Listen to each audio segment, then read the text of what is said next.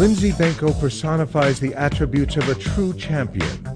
Throughout her career, she has not only demonstrated her competitive excellence, but continues to motivate and inspire her teammates to achieve the highest levels of athletic accomplishment.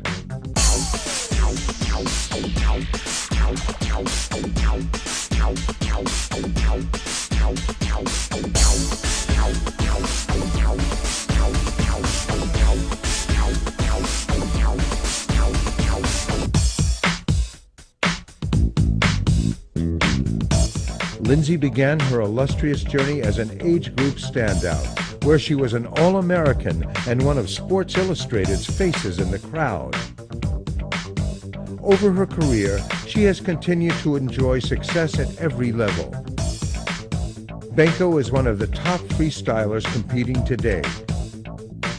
She holds the world record in both the 200 and 400 freestyle short course meters.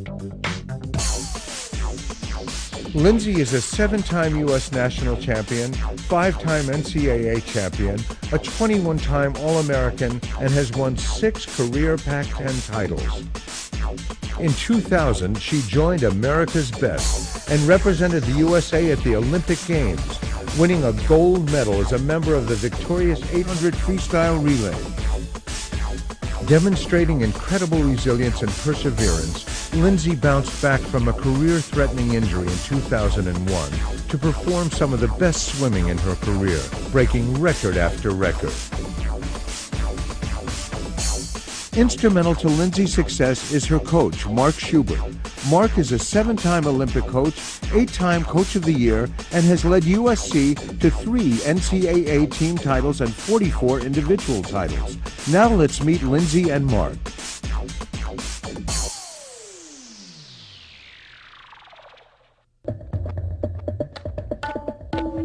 Lindsay, I know that goals have been a very big part of your success. Will you talk a little bit about how you approach goals and how they work for you?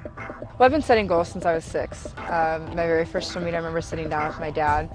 We would set my very first goal, and so he's really the one that taught me how to set goals. I set goals for myself in practice all the time, you know, whether it's a simple goal of just keeping up with the boys or whether it's a more detailed goal of, you know, negative splitting or even pacing my sets and stuff like that. So I think they're very important because it's a way to reward yourself in the end, and it's a way to make swimming fun, and for me that's what swimming's all about. What happens to you if you don't reach a goal? It's taken me sometimes 3 or 4 years before I actually reached a goal that I wanted to reach. You know, you have to find the fine balance between setting a goal that's a little too hard and a goal that's a little too easy. And once you find that balance, you'll be able to reach your goals, and when you reach them, it's a great feeling, and then you just take a step back and set a new one. I know that you've had some challenges and some disappointments. Could you talk about what those disappointments were and how you handled them? Obviously the biggest disappointment for me was the year after the Olympics in 2001 when I went to Japan and ended up breaking my knee. I thought, you know, maybe my career could have been over. I just didn't know what to expect. I had to believe in myself before I could allow myself to act, you know, to succeed. And coming back a month later, winning a national title, going to Goodwill Games and winning a title there, you know, that gave me the belief in myself that I needed, that I kind of feel like I lacked in my career. So you can always learn from disappointments. And for me, I think it might have actually turned out to be for the best. Lindsay, I've always been impressed with your dedication to perfection, particularly when it comes to technique. Swimming has changed so much since I started swimming 20 years ago. The ideas that I was taught are not the ideas that I use now. When you go to the Olympics, everybody has the same amount of talent. It's a matter of who's going to work harder and who's going to have the better technique that's going to get your hand on the wall first. And how do you apply what you learn about your technique and what you should change to practice? Well, that's what you have practice for. You know, you have practice to work on your technique, to perfect your stroke, your swimming. You have to practice it in order to make it perfect in a race. The more you practice it, the easier it's going to be when you race. Lindsay, I know you've been a part of some great teams, and in most cases, you've been a captain of those teams. Can you talk a little bit about teamwork and how that's helped your success? I think a lot of people look at swimming as being a non-related team sport. You know, it's an individual-based sport, where I look at swimming as being very team-oriented. If I had to be at practice at 5 o'clock in the morning and I had to do it by myself, it's so much easier to do it when you know that your teammates are going to be there. You know, I wouldn't be as successful as I am without a lot of people's help. I know there's many days that you spend 5 hours a day at the pool, but I'm sure you have other interests. What do you do when you get away from the pool? I like to do things that really have nothing to do with swimming. You know, anything that's going to kind of take my mind off of being at the pool. And I think that's definitely one of the reasons that 20 years later I'm still doing it, because I don't put too much focus on it. I focus on it when I'm at the pool, when I'm doing my weight training, when I'm doing everything that I need to do to become a better swimmer. But when I'm away from the pool, let's not think about it. So Lindsay, everybody has their favorites. Tell us what your favorites are. Like my favorite color is probably red.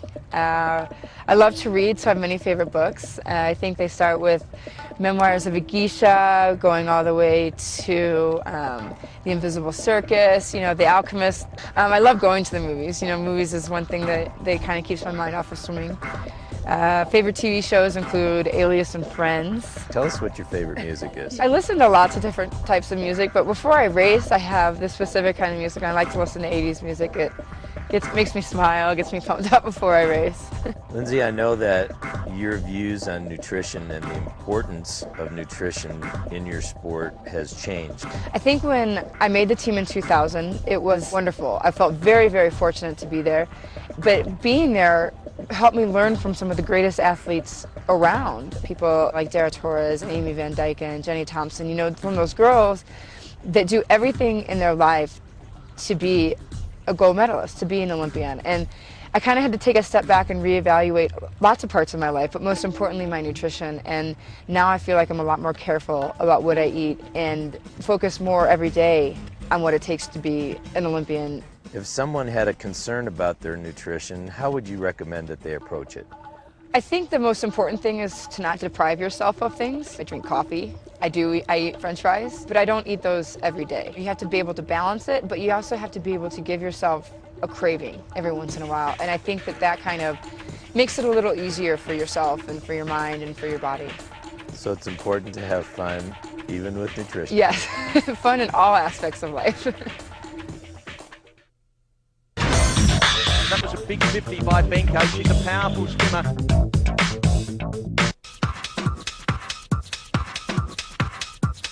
This is Lindsay's sprint stroke, 6-beat kick.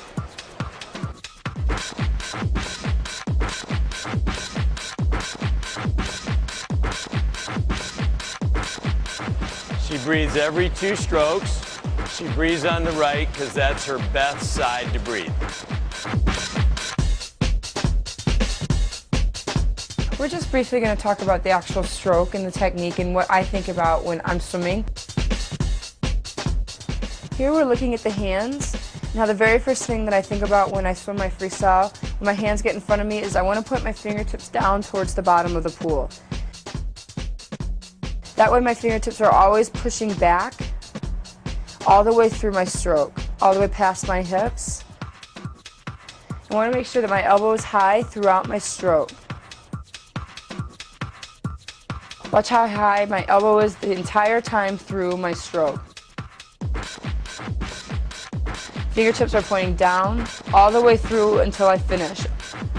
Make sure you want to finish all the way back behind your hips. Face looking down, I'm not looking up. I could probably look my head even down even further towards the bottom of the pool. When I take my breath, I try to keep my shoulder as close to my head as possible so there's no space in between.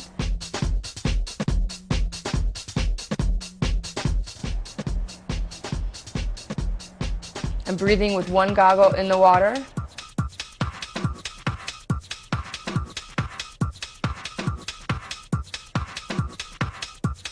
Watch how I finish my stroke all the way through on both sides in the rotation of my hips. Even on the side that I'm not breathing on, my hips open up on both sides. Again, I'm trying to stay as close to the top of the surface of the water as I can. I'm trying not to sink down, especially when I take my breath.